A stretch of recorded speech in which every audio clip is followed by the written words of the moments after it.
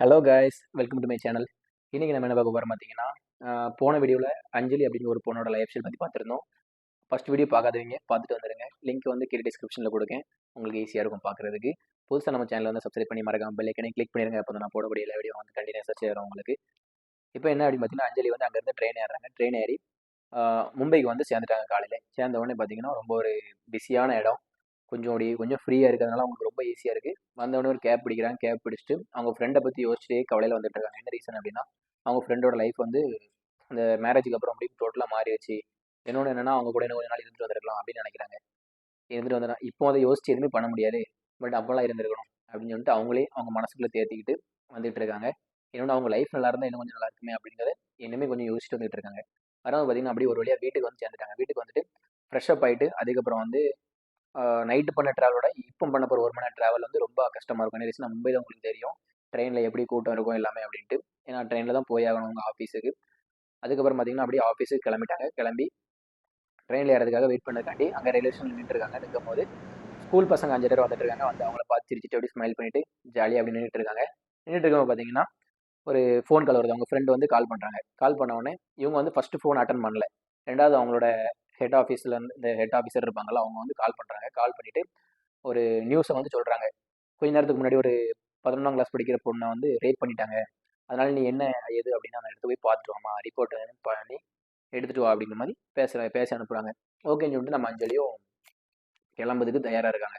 அங்கே போய் பார்த்தீங்கன்னா அது என்ன நடந்திருக்கு அப்படின்னா, ஒரு 11 வயசு பொண்ணு, 11 வயசு இல்லை 11ஆம் கிளாஸ் பொண்ணு, அவங்க ஃப்ரெண்டு கூட வந்து பேசிட்டு அப்படியே அந்த ரயில்வே ஸ்டேஷனில் தான் இந்த ரேப்பே நடந்திருக்கு.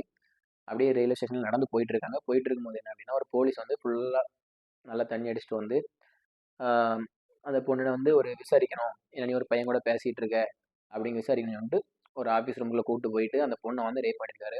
அப்போ பார்த்தீங்கன்னா கூட போன பையன் வந்து வெளியே உட்கார வச்சுட்டு இவர் வந்து உள்ள அந்த பொண்ணை மட்டும் கூட்டு போய் பண்ணியிருக்காரு இப்படி.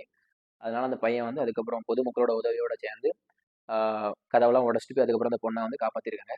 காப்பாற்றினதுக்கப்புறம் என்னன்னா ஹாஸ்பிட்டல் கொண்டு போய் அந்த டிஎன்ஏ டெஸ்ட்டு மேற்கொண்டு என்னென்ன பண்ணணுமோ எல்லாம் பண்ணியிருக்காங்க. அதுக்கப்புறம் டாக்டர் சொல்கிறாங்க இன்னும் வந்து 1 வாரம் ஆகும் இவங்க வந்து வெளியே வர்றதுக்கு, க்யூராகி வெளியே வர்றதுக்கு அப்படிங்கிறத வந்து எல்லாமே லைன் பை லைனாக ஒன்றும் சொல்லிட்டு இருக்காங்க. நம்ம வந்து அஞ்சலி வந்து ஒரு நோட் பேட் எடுத்து நோட் பண்ணிகிட்டே இருக்காங்க. ஏன்னா இவங்க வந்து ஒரு ரிப்போர்ட்டர்லாம் நோட் பண்ணிட்டு இருக்காங்க. அதுக்கப்புறம் என்ன ஆச்சுன்னா இதை வந்து அவங்களோட ஆஃபீஸுக்கு வந்து சொல்லிட்டு ஸோ அதுக்கப்புறம் வந்து ட்ரெயின் அப்படி இப்படின்னு பார்த்தீங்கன்னா டைம் வந்து ஒரு ராத்திரி ஒரு 7 மணி ஆயிடுச்சு. இவங்க வந்து ட்ரெயினில் கிளம்பி மறுபடியும் வீட்டுக்கு போகணும். வீட்டுக்கு போகிறதுக்காக ட்ரெயினில் ஏறி போயிட்டு இருக்காங்க. போகும்போது பார்த்தீங்கன்னா அப்படி யாருமே இல்லை. ஏன்னா நைட் ஆயிடுச்சு, கொஞ்சம் கூட்டம் கொஞ்சம் கம்மியாகிருச்சு. அதுக்கப்புறம் ஆள் 1 2 கூட கிடையாது ட்ரெயினில், எம்டியாக இருக்குது. அப்போ பார்த்தீங்கன்னா ஒரு லேசாக அப்படி காற்று வீசிட்டு இருக்கு. அதை என்ஜாய் பண்ணிகிட்டே வந்துட்டு இருக்காங்க ட்ரெயினில். அப்போ ஒரு பொண்ணு வந்து டக்குன்னு அவங்களோட ஃபேஸ் மட்டும் தான் ஃபஸ்ட்டு தெரியுது. அவங்க தலை எல்லாமே அப்படி ரொம்ப ஒரு விரிச்சு போட்டு முகமெல்லாம் ரொம்ப அடியாங்கி, அதுக்கப்புறம் பார்த்தீங்கன்னா அந்த பொண்ணு வந்து உடம்புல ஒரு துணி கூட இல்லாமல் அந்த ட்ரெயினில் வந்து நிற்கிறாங்க. என்ன ரீசன் அப்படின்னா அவங்களுக்கு வந்து அப்போ புரிஞ்சிருச்சு. இந்த பொண்ணு வந்து யாரோ ரேப் பண்ணியிருக்காங்க அப்படிங்கிறது அந்த பொண்ணுக்கு தெரிய ஆரம்பிச்சிருச்சு. அஞ்சலிக்கு தெரிஞ்சிருச்சு. தெரிஞ்ச உடனே அந்த பொண்ணை வந்து பக்கத்தில் கூப்பிட்டு ஆறுதலாக பேசிட்டு அவங்களுக்கு ட்ரெஸ் எல்லாமே ஒரு கொஞ்சம் அப்படியே சின்னதாக கொஞ்சம் அட்ஜஸ்ட் பண்ணி கொடுத்துட்டு அப்புறம் என்ன பண்ணாங்கன்னா அந்த டைமில் வந்து ஒரு ரொம்ப குட்டையான ஆள் வந்து அந்த பெட்டிக்குள்ள வந்து ஏற வராது. நீங்களாம் வராத அப்படின்னு சொல்லிட்டு அவரை வந்து திட்டி வெளியே அனுப்பிடுறாங்க அஞ்சலி அடுத்த ஸ்டேஷனில். இப்போ வந்து இவங்களை எப்படியா நம்ம ஒரு பெண் காவலர்கிட்ட வந்து ஒப்படைச்சிடணும் அப்படிங்கிறத நினச்சிட்டு இருக்காங்க. அதனால வந்து அடுத்த ஸ்டேஷன் வந்தோடனே ஒரு பெண் காவலர்கிட்ட ஒப்படைக்க வெயிட் பண்ணிட்டு இருக்காங்க.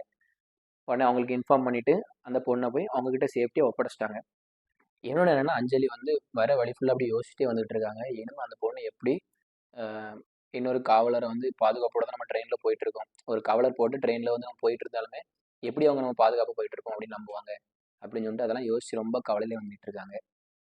இப்போ அடுத்த லைஃப்ல என்ன நடக்குது அப்படிங்கிறத நம்ம அடுத்த பாட்டில் பார்ப்போம்.